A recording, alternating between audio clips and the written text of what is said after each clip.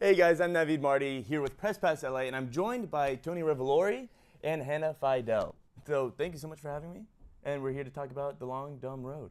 So first off, tell me about, how do you relate most to your character? Because I feel like a lot of actors and their characters have some similarities. Yeah, I think everyone can relate to leaving their parents and having that struggle of finding your identity and finding Yeah. yourself, as well as I think the biggest thing I connect to my character was the photography aspect. I love photography, so that was something really, really interesting to me, and I really, really like that. And I still take photos to this day. Yeah, was that your actual camera? No, that was not my actual camera. I have the same exact camera, but that was not my camera. Did you keep that camera as a backup? No. I did. You did? I have that camera. Yeah. You do have the camera, Yeah. right? And I think that's why I knew. Also, I had like the other camera, and I've in the last 4 months. Sorry, in the last 4 months, I've bought 4 more cameras. So, I know that it's bad, but it's just an healthy obsession. Well, it's not bad because No. upper middle class you come from, Yeah, right? He's got a little. He's shooting film. Yeah. You know, he's moving to the right place. Yeah, he is. It's either LA or New York he's got to move to. Yeah. But yeah, that's the way I kind of relate. What about you? Who do you relate to? Definitely Richard, right? You definitely seem like Richard. I certainly related to Tony's character. Really? Much more. Oh yeah. Of course. Yeah. Who The straight relates man. who relates- Hey, we're in LA. That's We're in true. LA. Weirdos, yeah, no, but I mean, Yeah. it was very easy to write your character for that reason. Sure. Yeah. Do you? I mean, you're from Austin. Sorry, now I'm asking a question. I'm from Austin as well. I'm Oh, from you Austin. are? Yeah, I am. Yeah. Oh, there you So I go. recognized everything. Yeah. I was curious. When did you move out, and did you do that similar? I mean, obviously, I know it's based off Nat's characters, and that whole thing is kind of based off the other thing. But I wonder if you had a similar experience in the flying and moving away. I I know. I'm sorry. I did not. I lived in Austin for 2 years. For Oh, University of okay. Texas, or no, what I reason? just moved there because I really fell in love with the city. And in fact, I was back last weekend, and I almost didn't leave because I love it so much. I definitely did that drive a few times, but did not Sure. ever pick up a drifter. And in fact, found No. the drive really boring. I wish I had, because I wish there had been someone who could have given me. Would you really want an experience like this one, though? I feel like so much went wrong, but a lot of lessons were learned. Exactly. Yeah. No, I would not want this experience, but I definitely would have liked someone who, A company. who Yeah, could Spice it up a little bit. exactly. And the only cost to you was a couple drinks Yeah. and a hotel room. Yeah. Right? More than a couple. And of your drinks. life. And your Yeah. life. And potentially my life. Yeah. And my stuff. And my car. Yeah. And my innocence as a child. Yeah. Yeah. That you was go. your That's innocence. a big one. Oh. What's one of your favorite moments while shooting? Is there one? Because it seemed like a lot of traveling for locations, or unless it's just very No, Hollywood, I where it think, was I it? think honestly, some of my favorite moments were just being locked in a car with Jason. And, both of us, he's having to drink all these beers, are just filled with water. And, Yeah.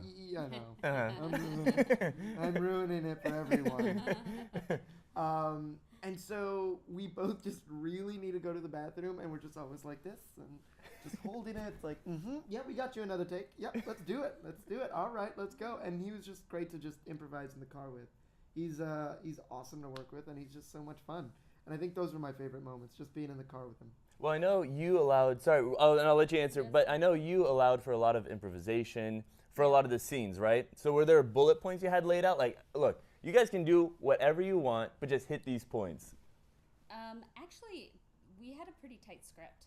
Mhm. So it was about 75% scripted, and then the rest of it, you guys improvised. But I have to say, the improvised moments are some of my favorites. So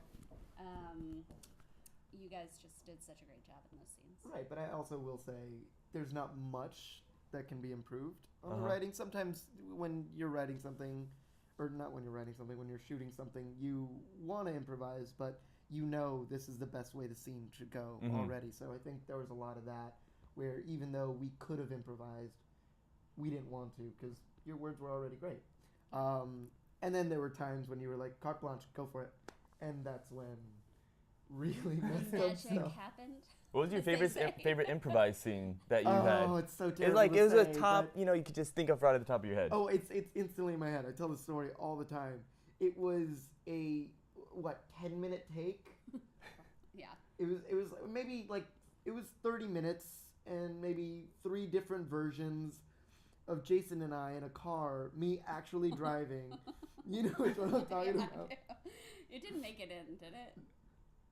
Yeah, it did. Oh, okay. Not the whole entire Yeah, thing, yeah, but yeah, it made it in. yeah. Which part? What do I remember? It's where Jason, out of the blue, asked me, and I don't know if I'm allowed to say this, but he's like, Yes. you eat pussy? Oh, that was improvised, that whole thing. That whole thing was improvised, and we went on for a good 30 minutes riffing on that, never saying the same thing twice. He just kept going and not stopping. That was so funny. And all I see, I'm doing my best not to, 1, crash, and 2, break, and I'm like, wait, my character can laugh at this. Oh, cool. But your laugh sounded so genuine. I remember that. one. Yes. Yeah. Because I remember hearing that. I was like, how do you act? How does an actor laugh like that off the fly?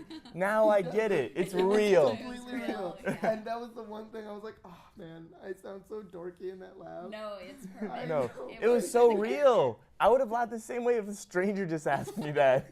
Bro, but it's like the way he looks at you is so genuinely serious that you can't help but just take him seriously, even though you know he's messing with you. But that was probably my favorite improvised moment.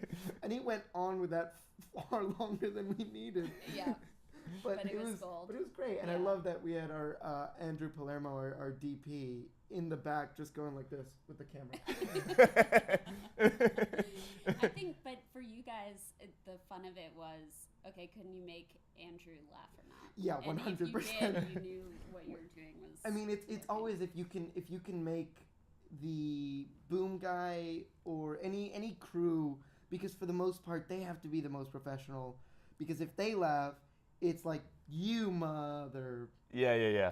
Called out Yeah. by name. called out by name, Yeah. as opposed to if an actor breaks, it's like, okay, cool, we can kind of use it maybe. Do you want to get the trailer? Try Do you want to go be to the trailer? serious. No? You wanna go to your Okay. trailer? You want some Pedialyte? Are you hungover? But like for them, so if you see them laugh, it's great. And there were a couple bits. I remember there was one. It wasn't even that funny, but our sound guy, our boom operator, found it so funny.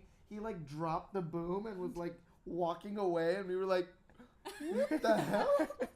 I think you also quit, guys. No. It was when we were shooting next to the Panda Express. Got it. Mhm. Yeah. Yeah. You know what I'm talking about. I remember the Panda Express shot. That in the beginning of the film? That? Yes. Yeah. I think no. This was. I mean, we might At have the doubled. hamburger spot?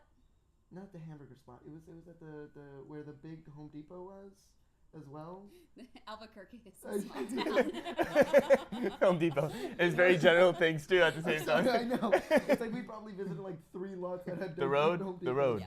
Yeah. It was the road. It was a fun one though. And I had a fantastic experience. So I want people to watch the movie. Yeah. And last question before we all leave. What do you think the audience's biggest takeaway will be for the film? I'll take You that want one. to take that one? I just want people to laugh. I just want this to be a break from the daily horror which we're living right now. I did this for the psychological aspect of what kids might gain from Oh, the. okay. I don't know. No, I really do hope people can get to laugh. I think it's great to make a movie like this in a times like this, just because it is, very trying and very difficult time in a lot of places in the world. So it's just nice to sometimes just sit back, relax, and laugh. Yeah. Fun to watch somebody else's life Yeah. Yeah. kind of go crumble. up and down. Yeah. Yeah, crumble, literally. While having the redemption at the end. Yeah. True. I didn't want to say anything, but yes. Yeah, He's alive. He didn't get killed off, guys. But thank y'all so much. Appreciate it. Thank you. Thank so you much. very much. That's in the sequel, right? Yeah. The longer, dumber road. Exactly.